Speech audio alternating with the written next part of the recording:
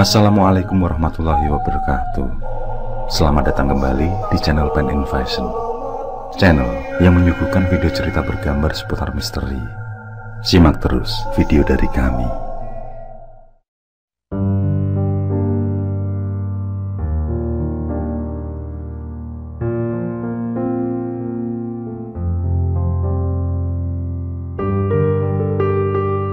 Perkenalkan, namaku adalah Aziz. Asalku dari kota Lumajang yang sekarang lagi mengadu nasib di Malang. Aku bekerja sebagai kuli bangunan. Maklum, aku hanya lulusan aliyah dan tidak ada keahlian yang aku miliki. Selama tinggal di Malang, aku tinggal di rumah kerabat, Bibi Aminah namanya. Dia punya anak laki-laki bernama Dian yang sebaya denganku, dan anak perempuan yang masih SD bernama Putri. Sudah lebih dari 9 bulan, aku belum pulang ke Lumajang. Rasa kangen pada orang tuaku semakin tidak terbendung, juga pada pujaan hatiku, Citra namanya. Hubungan jarak jauh membuat sangat rindu selalu ingin bertemu. Hingga aku pun memutuskan untuk pulang ke kampung demi mengobati rasa kangen tersebut. Dan hal itu pun aku ungkapkan pada Bibi. Aku minta izin, besok lusa akan pulang sekitar 1 minggu.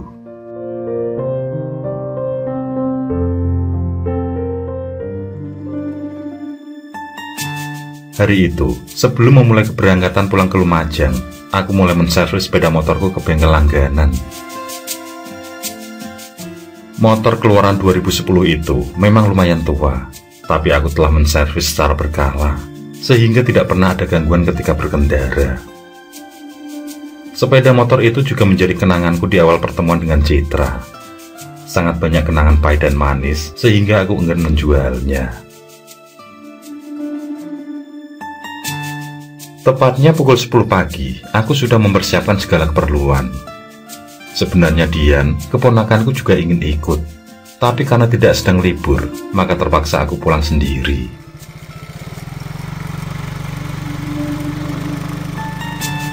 Sebenarnya aku ingin lewat jalur daerah Bangil, namun teringat bahwa sudah lama tidak membelikan makanan kesukaan Citra, yakni kue bolu oleh-oleh khas Malang. Terpaksa aku harus melewati jalur Malang. Dalam perjalanan, aku juga mengenang masa indah saat berpacaran. Sejenak aku berhenti melepas penat sambil menyedot sebatang rokok dan ngopi. Setelah melewati kota lama, aku mampir membeli bensin di Pertamina. Demi menemani kesepianku di jalan, aku pun memutar lagu lewat handset yang menuntun sedikit-sedikit untuk ikut bernyanyi.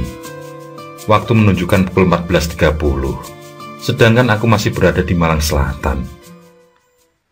Sedang asiknya berkendara, aku dikejutkan dengan kemunculan kucing hitam melintas. Hampir saja aku menabraknya jika tidak banting ke arah kiri. Aku tidak berpikir jika ada peringatan sesuatu akan terjadi. Yang aku tahu hanya berdoa pada Allah Subhanahu wa Ta'ala.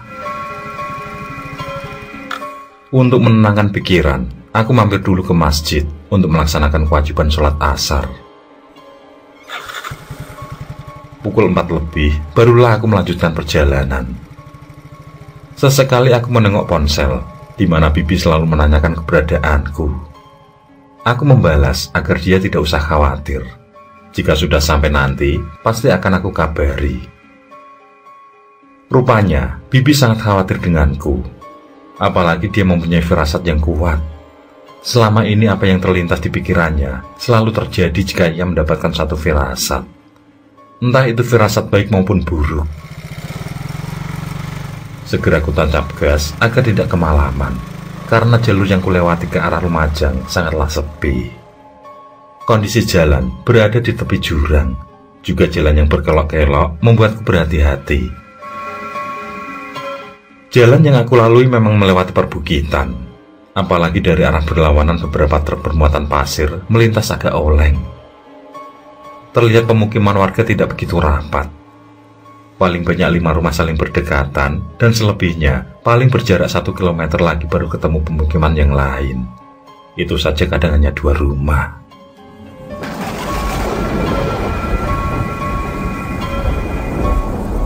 Tidak disangka, tiba-tiba hujan deras pun melanda. Aku menepi, lalu membuka jok motor. Dan sayangnya, ternyata aku lupa tidak memasukkan jas hujan. Sambil mengumpat, aku pun nekat menerobos hujan, mengingat waktu itu sudah mendekati maghrib. Dan tanpa terduga, mendadak sepedaku mengalami mogok. Aku bertambah kesal, mengingat sebelum berangkat, aku sudah servis motor itu. Entah berapa kali aku mengumpat sambil menuntun sepedaku. Ketika sampai di sebuah gubuk, aku tepikan sambil menunggu hujan reda.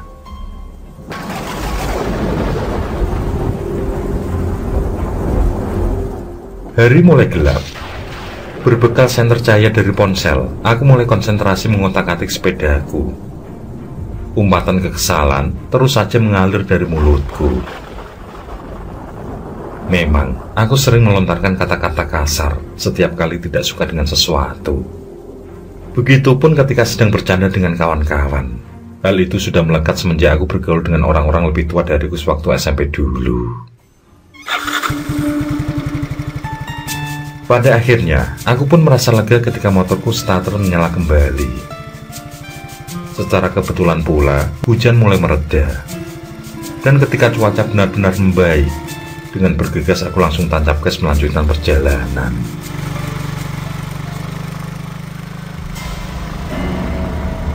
Namun aneh terjadi, jalan yang aku lalui sangatlah sepi. Tidak sedikit pun terdengar suara binatang. Juga tidak ada satupun kendaraan yang melintas. Semakin jauh, suasana jalanan kurasakan asing. Jelas-jelas aku tidak salah lewat jalan, karena itu adalah satu-satunya jalan penghubung Malang Lumajang. Kondisi jalan juga berubah. Yang semula jalan aspal, sekarang menjadi jalan batuan. Tidak nampak lereng-lereng perbukitan. Justru aku melintas di tengah hutan. Padahal jalan yang aku lewati seharusnya masih berkelok dan di tepi jurang. Begitupun juga aku melihat pemukiman warga yang asing. Rumahnya terbuat dari bambu dan berjajar rapat. Anehnya lagi, hanya bercahaya obor di teras. Juga ada alat penumbuk padi tradisional. Beberapa orang perempuan yang terlihat semua berpakaian zaman dahulu, yakni memakai kemben. Sementara para lelaki bertelanjang dada dan memakai sarung batik, dan kepalanya memakai udeng ikat kepala. Setelah selintas memperhatikan, aku pun langsung melanjutkan perjalanan. Aku baru tersadar kalau ada kejanggalan yang aku temui ketika berjalan jauh dan kembali berada di gubuk tadi. Tempat di mana aku mengutak-atik motorku yang mogok. Hanya saja, kali ini ada seorang lelaki tua berada di gubuk tersebut. Sosoknya memakai ikat kepala, memakai baju putih serta berjenggot panjang putih pula. Aku menghentikan laju motor, lalu aku bertanya pada kakek tersebut. Nuwun sewu mbah, kula pengen wangsul, nanging supedalane. Kula nyuwun tulung jenengan mbah, ben kula saged melampah wangsul. Namun orang itu hanya diam. Dia memandang wajahku dengan tajam dan justru terlihat marah. Tanpa bicara apapun, dia lalu beranjak pergi meninggalkanku. Aku pasrah setelah mengecek ponsel dan mendadak mati. Kemudian aku melanjutkan kembali perjalananku. Aku lajukan motor perlahan sambil memperhatikan dengan seksama lokasi di sekitar. Ternyata aku masih melewati kampung yang sama. Di tengah perjalanan, aku juga bertemu nenek sedang membawa kayu bakar. Sungguh di luar nalar, di gelap malam ada orang yang membawa kayu bakar. Ketika aku berhenti untuk bertanya, sosok nenek tersebut tidak merespon ucapanku. Dia terus melangkah tanpa memperdulikanku, yang dilanda kecemasan juga mulai dicekam rasa takut.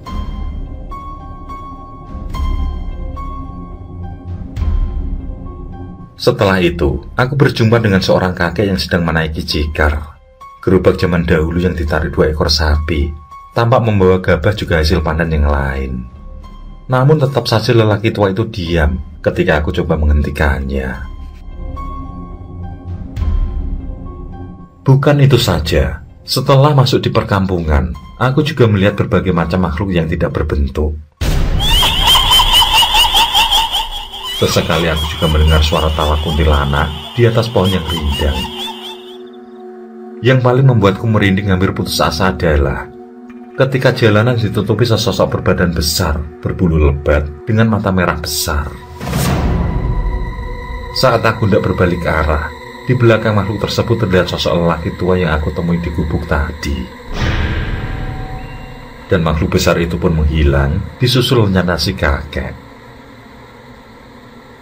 Langsung saja ku tancap gas, namun lagi-lagi aku kembali ke gubuk semula.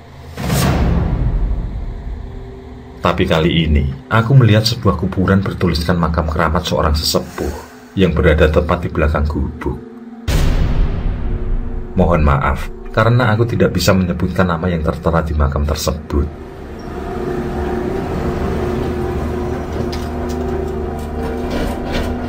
Pada saat penantianku terfokus pada nama yang tertera, tidak lama kemudian, aku mendengar suara truk pasir melintas.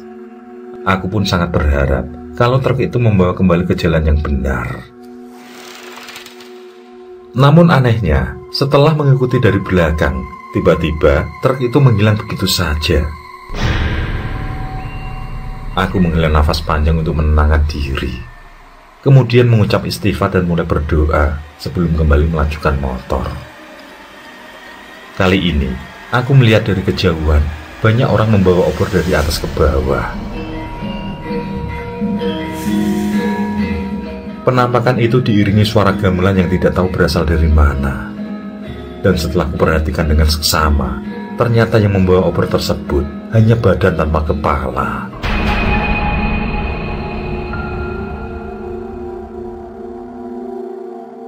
Aku pun putar balik kembali ke gubuk. Ternyata sosok kakek tadi sudah berada di depan pintu seolah menunggu kedatanganku. Sebelum sampai, aku coba cek kembali ponsel dan berusaha untuk menghidupkannya.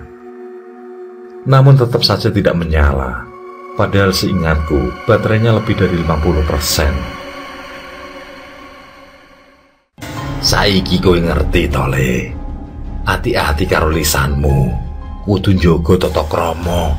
Sebab kowe urip iku sesandingan karo liyane.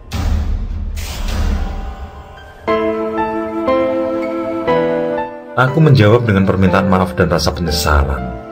Tanpa terasa di tengah rasa ketakutan, air mataku menetes. Aku benar-benar telah melakukan kesalahan dengan umpatan kata kasar. Sejenak kemudian si kakek menyuruhku agar pulang. Dia menunjukkan satu jalan pertigaan, disuruhnya agar aku mengambil yang arah kiri. Setelah itu dilarangnya aku menoleh lagi ke belakang. Aku pun segera berpamitan dan berterima kasih, lalu menaiki sepeda motor dan melaju perlahan. Ketika aku melalui perkampungan tadi, aku berpapasan dengan si nenek yang menggendong kayu bakar. Nenek tersebut menunjukkan arah jalan yang semula berkelok, sekarang menjadi bercabang dua. Sesuai pesan lelaki tua yang mungkin penjaga makam keramat, maka aku lewati jalan sebelah kiri tanpa berani menoleh ke belakang.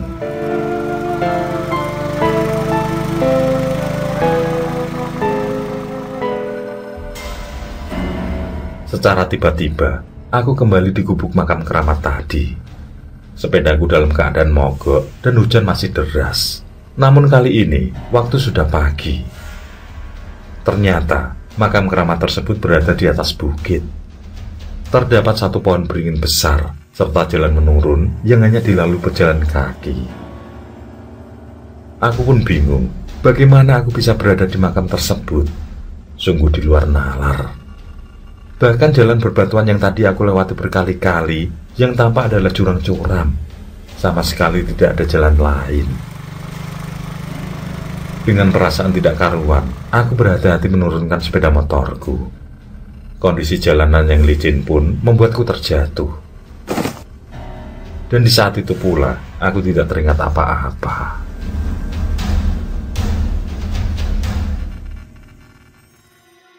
Aku sadar di antara kerumunan orang-orang.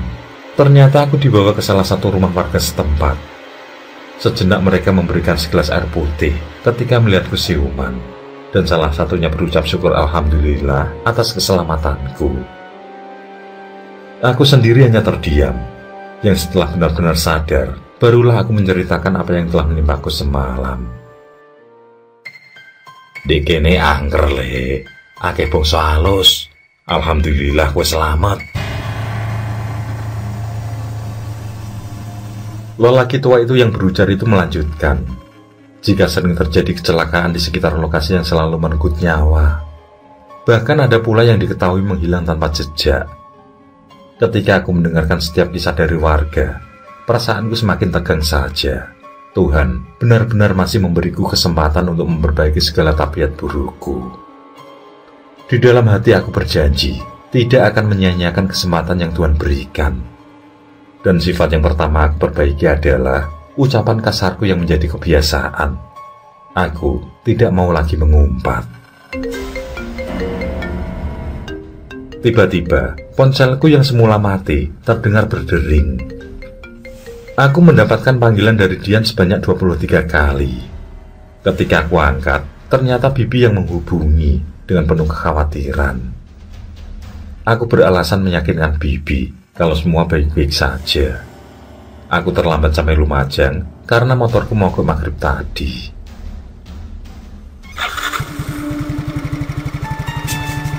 Pagi itu juga, aku berpamitan dan tidak lupa mengucapkan terima kasih ke warga setempat. Kemudian melanjutkan jalan ke arah Lumajang dengan iringan doa.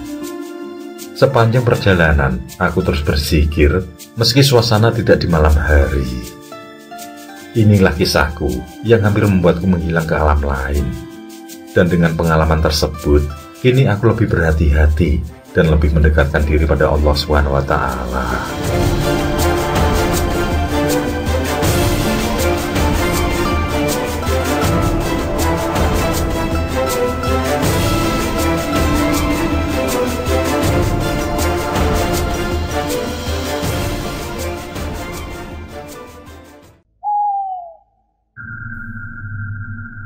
Oke, terima kasih.